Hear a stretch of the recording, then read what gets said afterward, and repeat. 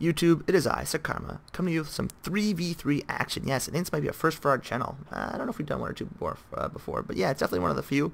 Yeah, a little madness. I mean, as much as I love 2v2, it's a little bit more. I think 2v2 can be quite tactical, and you get a bigger scale naturally because it's double the amount of armies. But 3v3 is like that plus one. It's a little bit. It's definitely cinematic, but it's a little insane, and you're gonna see in this batch exactly why. It's just chaos everywhere. I think we brought like 4,500 troops. My faction did. Sorry, my team did against I don't know, far fewer on the other side. So we've got myself heading the Gobos. We have John head of the Beastmen, and we have everyone's favorite 12-year-old gamer, Gojira, head of the Skaven. On the opponent's side, we have Blackiron Battles, head of the Dwarfs, because it gets right out in the action. We have DahvPlays, the dread DahvPlays, as head of the Tomb Kings. And we have everyone's favorite ItalianSpartacus, head of the High Elves, what do they, Spearmen.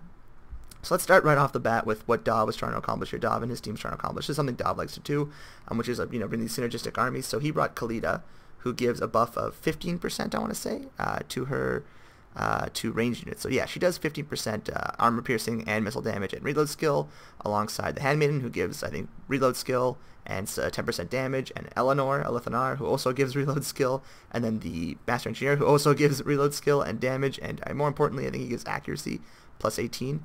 Yeah, plus, where is it?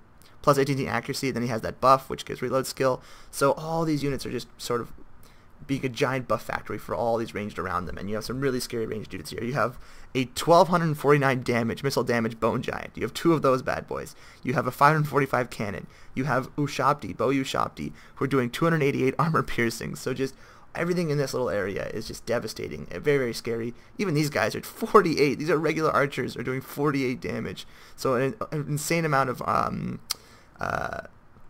the armor piercing on these guys? That 48, does it say? So still only, okay, so I don't know how that works. If the armor piercing is probably just doubled, so 6 armor piercing, but still. So you have a lot of units here just doing a ridiculous amount of damage, an absurd amount of damage, and then everything else is just a box. I'm not going to go over it all because it'll take forever, but it's just a box. You can see some spearmen here, some phoenix guards, so it's a layered sort of defensive formation. The idea being is, just whittle everything down with this massive amount of firepower.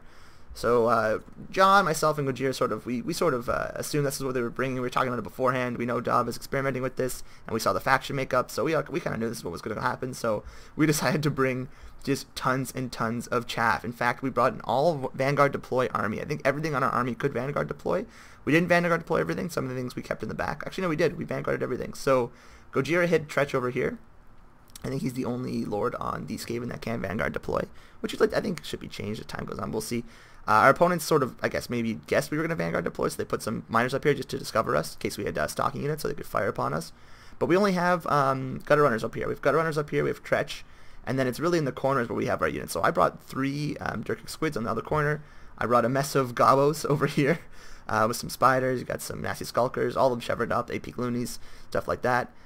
John, meanwhile, has mixed in here some just tons of gold chevron Ungor Herd. I think John brought 2 or 3 units, just Ungor Herd and Ungor Raiders. So he's got gold chevron Ungor Herd, a ton of them, and then a ton of Ungor Raiders. And then to help our little strike force out, we have some Death Runners, courtesy of Gojira. And then I brought the Goblin Grave Shaman on a wolf, the only thing that can forward deploy for the Greenskins. And he's actually our only magic caster, because he's the only caster that can forward deploy. And then in the corner we have a similar smattering, so it's almost virtually the same with the exception of Kazrak over here. So let's get started right away. So it's gonna be a crazy one, guys. It's an entire forward deploy army versus a mega buffed ranged army. So it's a nice little, definitely very, very different armies here. One is all rush, one is just going insane, and the other one is all boxy and just sitting still. They did put the Pearl Stalkers over here. I guess they assumed we would deploy in the corner, but they're going to lose them. There's just too many units over here, and while they will do some damage and delay us, it's not going to be by enough. Meanwhile, this forward deploy actually worked out, because, I mean, all these arrows are just smashing into these gutter runners of poison. We did put them up there to be killed, to distract them, so that's okay with us. While they're, aiming this way, they can't aim this way, so that's okay. But still, it's a lot of spend up there. We would rather not lose and rather keep these units to do some damage as the fight goes on. Another thing is, there's note, are these guys being buffed too? Oh my god, the Skolder Guard do 309 damage with those buffs. That's crazy. So yeah, the buffing is definitely out of control over here. The good thing about our deployment and our opponent's deployment is that theirs is very static. There's only so many angles they can aim before they start overlapping with each other, and they don't really get the best shots off. So we are going to come in pretty hot and heavy for both sides and just sort of, try and overrun them. That's our plan. It's just, go balls to the wall, smash against these defensive units and see if we can't get into this this sweet, sweet underbelly and prevent these guys from firing. Meanwhile, and also a lot of these units are, oh, and look how fast they're firing. Oh my god, look at them just go. 1, 2, 3, 4, 5. They just are ceaseless in their firing. Good thing is they're wasting a lot of ammo on units that we don't really care about. I mean, everything we have on our roster is cheap, and we brought that deliberately so we could, not die when we're fighting what we assumed would be this, mega buff ranged unit squad. So we are trying to get into there. We're bringing up our units. I'm trying to hide the goblin in here so I can cast spells, but he doesn't quite get hidden, and he's dying very quickly, so I have to move him back before he gets murdered by this bone giant.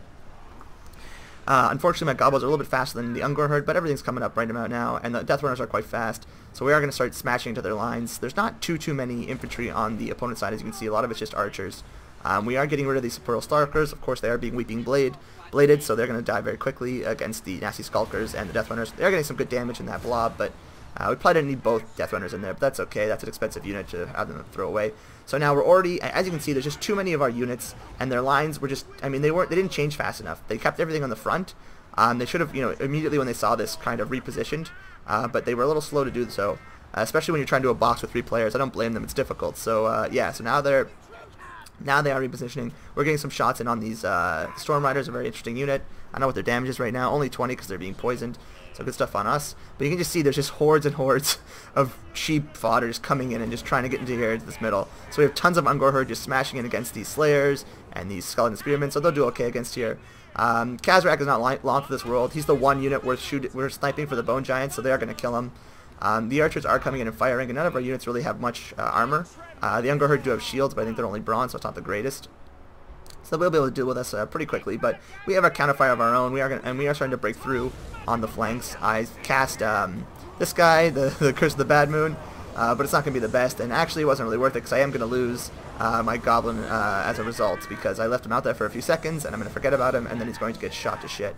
Meanwhile, I have the Rusty Heirs trying to focus down this Bone Giant, and they're doing a decent job of it. I don't know who else is firing at him, but they're doing a lot of damage. No, sorry, I was looking at his HP. But yeah, then I cast a Wah on all our units just to give us that buff. I should have cast it when we were first charging, but it's not so bad here. We're only going to get 1 Wah, I figured, because there's no way I'm going to put him in melee. So yeah, we do have a Wah. We do have our entire army. All 3 factions are being buffed. Everything's got a charge bonus. Everything's got melee attack buff. So we are going to be able to sort of crush and rush through here. And you can see on this left flank we've pushed through. I mean, they've killed a lot of our units, but we still have a ton of archers. We still have a lot of units coming back. I'm bringing in my cav now, my Durgix Squids now that there's a hole in the line. And we're going to get right into these archers and start shutting them down. On this other flank, we're being pushed back, but we're just coming in, relentlessly. That's the best we can do. John is firing these Skeleton Spearmen. He's got a ton of Ungor herd, so he's going to put those guys down. They do summon up a Nushapti. My Goblin, as I say, is going to be routed off. The Nushapti is going to get back here in the Ungor herd, but, whatever. We'll just ignore him. And then the Bone Giant hits him one more time, which is pretty much going to send him home. But we are doing good damage. We left that a few minutes ago, and now we're back a few seconds later, and these Nasty Skulkers aren't doing terribly. I mean, sorry, the Rusty Heirs aren't doing terribly. The Durgix Squids are in here again, just trying to muck things up, trying to prevent them from firing. The frame rate's dropping a little bit because there's just tons of shit going on. We got more Durgix Squids coming from this side. Ungor herd trying to break through. Death Runners all around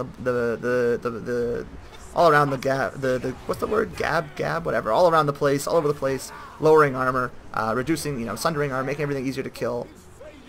High Queen Khalida does leave her little pocket here, her pocket of buffing, and she's going to try and fight us out here just to sort of prevent us from rushing through. But the thing about Khalida is she doesn't have the greatest armor to begin with at 90, which is not bad, but it's pretty good. But we're going to start, Weeping Blade her armor, and then we're going to turn the Rusty Heirs at some point on her as well.